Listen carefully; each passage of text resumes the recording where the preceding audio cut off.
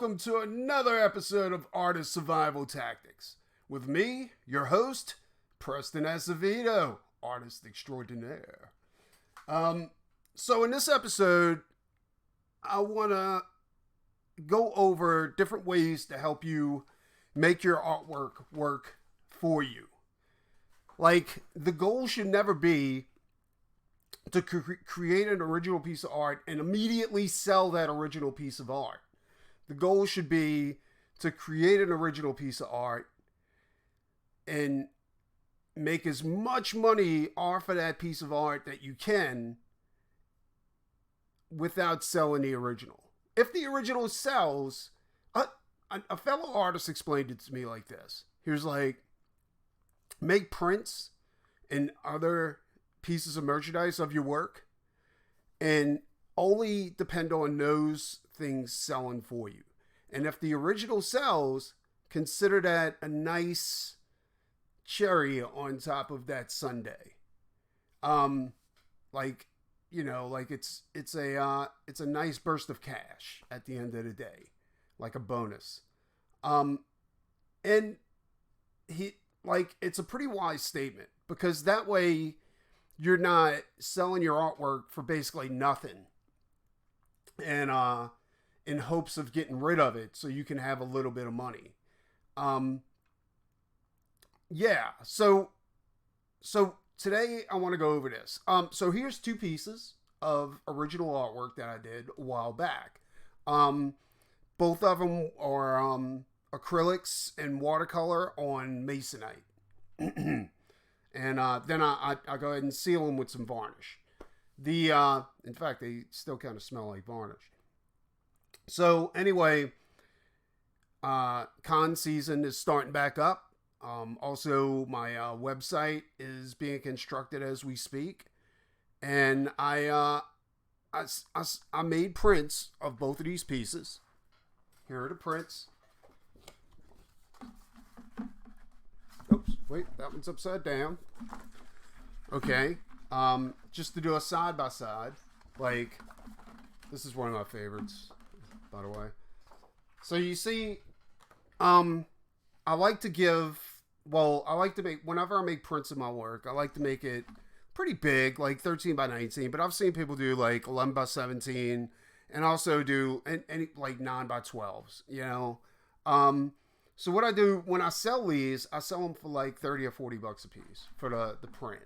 Sometimes 50, depending on the piece, you know?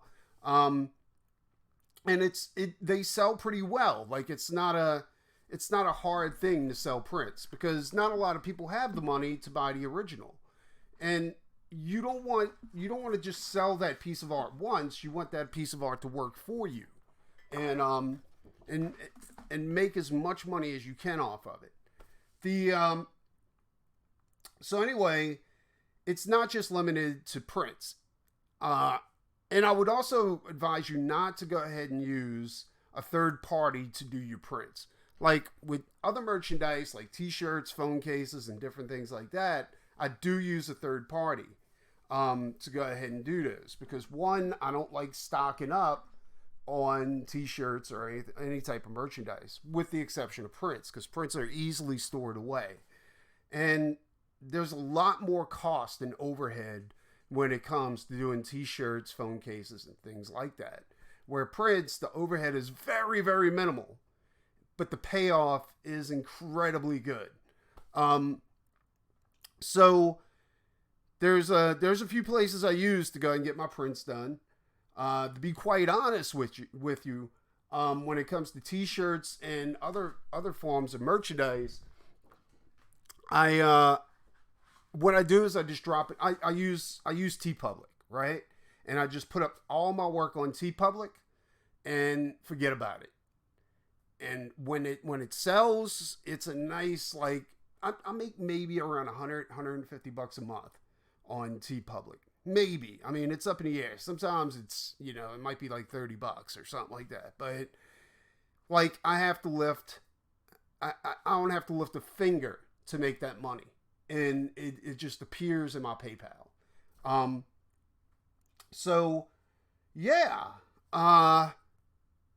I just want to go ahead and let you guys know or tell you that, this is another survival tactic. When you're an artist, you can't just do a one and done. Like, you have to go ahead and make each piece work hard for you. That way you're not hard pressed to get so many pieces done for a show or something like that, because and then after the show you got to get back to work and you got to start working harder on getting more stuff done. No, you take your time and you be creative, and you can go ahead, like these pieces I did them when I had some spare time and while I wasn't doing commissions or I wasn't doing anything like that. And that's another thing too, like sometimes when you do commissions for people, you can go ahead and use, like, make sure you get a high-res copy of that commission.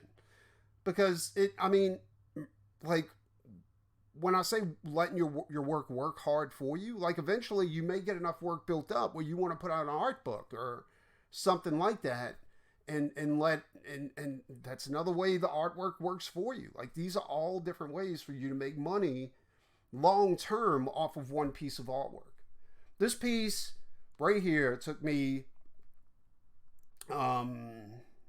24, maybe 36 hours to do, maybe less, something like that. It was like a day and a half, something like that.